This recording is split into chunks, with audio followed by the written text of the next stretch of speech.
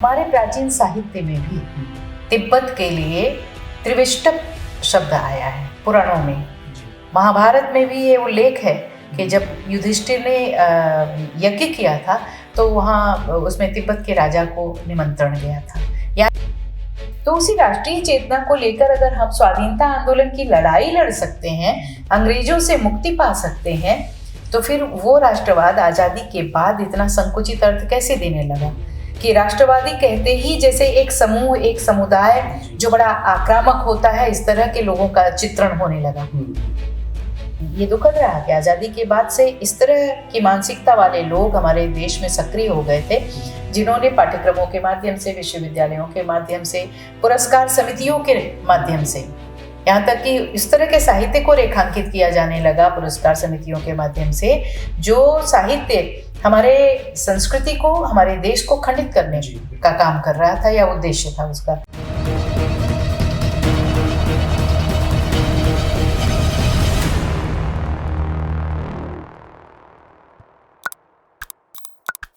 जय Hind, Vande Mataram. Expose times में आपका स्वागत है। मैं हूं मुनेश श्रीवास्तव। आज का वीडियो बहुत ही खास होने वाला है, क्योंकि आज एक ऐसी नारी शक्ति को हम आपसे मिलवाने जा रहे हैं जिन्होंने लेखन के क्षेत्र में बहुत बड़ा नाम कमाया है। आपने ऐसे ऐसे विषयों को उठाया है जिसे देश ही नहीं दुनिया में सराहा जाता है। तो वीडियो शुरू करने से पहले आप सभी दर्शकों से मेरा अनुरोध है कि आप अपने एक्सपोज टाइम्स चैनल को सब्सक्राइब कर लें, बेल आइकन प्रेस कर लें ताकि हर वीडियो आप तक पहुंचता रहे। लाइक करें और कमेंट करके ज़रूर बताएं कि आपको हमारा ये वीडियो कैसा लगा। आज हम बात कर रहे हैं वरिष्ठ साहित्यकार डॉक्टर नीरजा माधव जी की, जिन्हें पिछले दिनों राष्ट्रपति द्वारा नारी शक्ति सम्मान से सम्मानित किया गया है। डॉक्टर नीरजा माधव जी की अब तक में करीब 46 पुस्तकें प्रकाशित हो चुकी हैं, जो विभिन्न प्रांतों में, कई विश्वविद्यालयों में और कई देशों में उसका पठन पाठन होता है। तो आइए बात करते हैं डॉक्टर नीरजा माधव जी से। डॉक्टर नीरजा जी, आपका बहुत बहुत स्वागत है एक्सपोज टाइम्स में। आपके ऊपर ये आरोप तो नहीं कहूँगा, लेकिन ये कि आपको दक्षिण पंथी लेखक कहा जाता है, मैं इसे राष्ट्रवादी लेखक कहूँगा। तो इस बारे में आज का जो सत्ता परिवर्तन के बाद से राष्ट्रवाद एक मुद्दा बना है। बीते दिनों जो चुनाव हुआ उसमें भी राष्ट्रवाद सबसे बड़ा मुद्दा था, और आज की जो जनता है, जनरेशन है, वो उस चीज को सराह रही है और चाह रही है कि हम भी राष्ट्रवादी हों। लेकिन इसके पहले राष्ट्रवाद लेखन से गायब क्यों रहा है? गायब होने के कारण बहुत सारे रहे हैं। एक खास विचारधारा के लोग साहित्य में भी प्रभावी हो गए थे, सत्ता में भी प्रभावी हो गए थे। तो स्पष्ट सी बात है कि जो भारतीय मूल्यों, परंपराओं और भारतीय संस्कृति के बारे में लिखने वाले लोग थे, वो कहीं पीछे छोड़ दिए गए थे या हाशिए पर कर दिए गए थे। तो जो आपने प्रश्न किया ना कि आप लिख रही थी और फिर क्यों एक किनारे हो गई थी, तो कारण वही सब थे। जैसे 2010 में गेशे जंपा मैंने तिब्बती शरणार्थियों पर जब लिखा, तो एक अंतर्राष्ट्रीय मुद्दा है और एक बहुत जेन्युइन मुद्दा है। हम इसको कहते हैं कि भारत के लिए महत्वपूर्ण मुद्दा है तिब्बत का मुद्दा या तिब्बती शरणार्थियों का मुद्दा, लेकिन उससे अधिक महत्वपूर्ण मुद्दा तिब्बत का इसलिए भी है कि मानवाधिकारों का प्रश्न है। आप धरती पर किसी भी जाति को, किसी भी एक समूह को केवल इसलिए नहीं नष्ट कर सकते हैं कि तुम हमारे बराबर सभ्य नहीं हो। क्या बुद्ध के जमाने में हवाई जहाज अगर नहीं था, या प्राचीन काल में हवाई जहाज नहीं था, हालांकि हमारे साहित्य में तो पुष्पक विमान है, लेकिन बीच के काल में हवाई जहाज का जब से आविष्कार होता है, उसके पहले नहीं था, तो क्या हम उनको मान लेंगे कि वो लोग असभ्य थे? नहीं, हर काल का सभ्यता का पैमाना अपना होता है। तो हम इसके आधार पर या अपनी विस्तारवादी नीति के चलते किसी एक प्रजाति को धरती पर रहने से नहीं रोक सकते। ये मानवाधिकार का प्रश्न है और मानवाधिकारों के नाते ही मैंने इस मुद्दे को उठाया। भारत के संदर्भ में भी निसंदेह यह बहुत महत्वपूर्ण एक मुद्दा है तिब्बत का।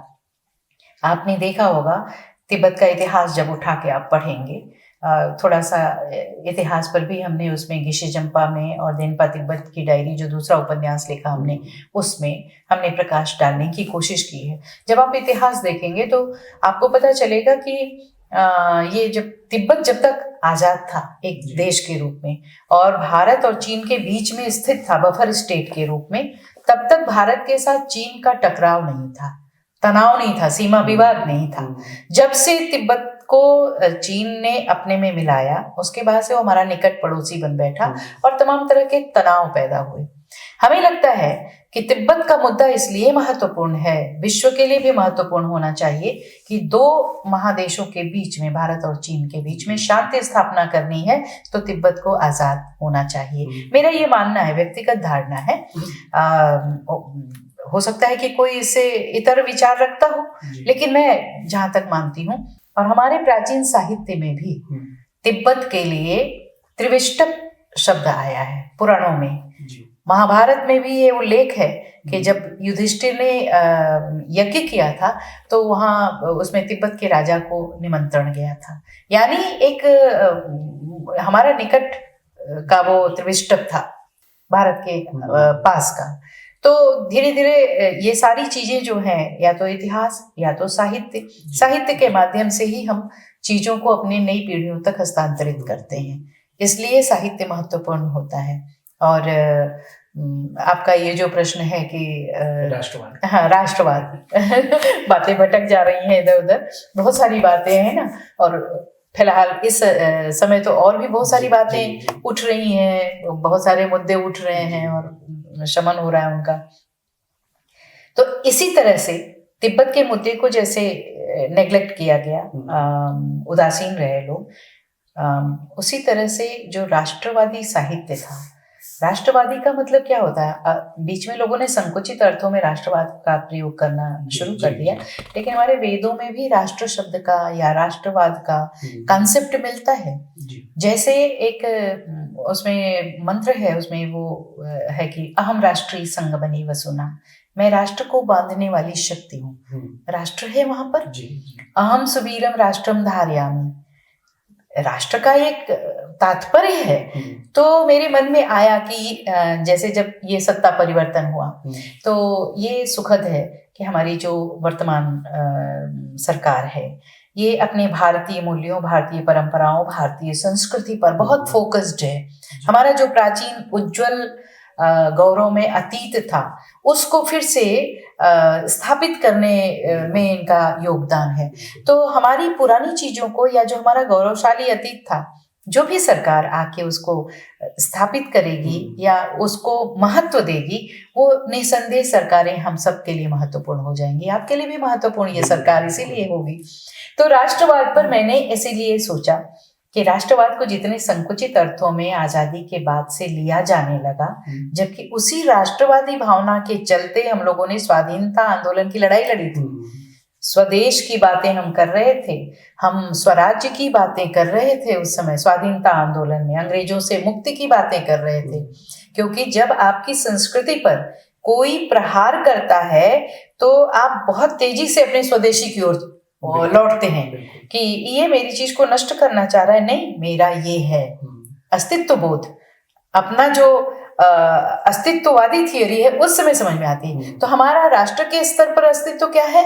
हमारा अपना राष्ट्रवाद, हमारा अपना राष्ट्रबोध, या हम उसे राष्ट्रीय चेतना कहें। तो उसी राष्ट्रीय चेतना को लेकर अगर हम स्वाधीनता आंदोलन की लड़ाई लड़ सकते हैं, अंग्रेजों से मुक्ति पा सकते हैं, तो फिर वो राष्ट्रवाद आजादी के बाद इतना संकुचित अर्थ कैसे देने लगा? कि राष्ट्रवादी कहते ही जैसे एक समूह, एक समुदाय जो बड़ा आक्रामक होता है, इस तरह के लोगों का चित्रण होने लगा। तो हमने एक पुस्तक अभी लिखी, हाल में ही आई है, वो प्रभात प्रकाशन से, अर्थात राष्ट्रवाद।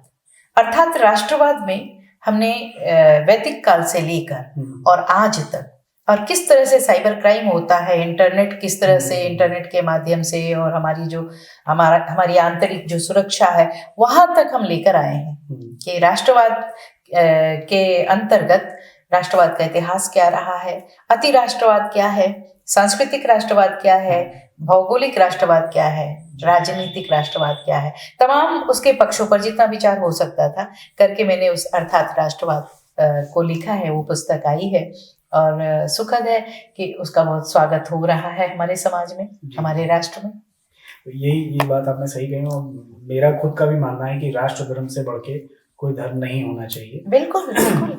और जैसे हम जब पैदा होते हैं तो हम ये नदियां जो हमारे भारत की हैं वो लेके तो नहीं पैदा होते हैं ना, पैदा होते ही हमें वो नदियां विरासत में मिलती हैं कि हमारी है, गंगा माँ हमारी है, यमुना हमारी है, गोदावरी हमारी है।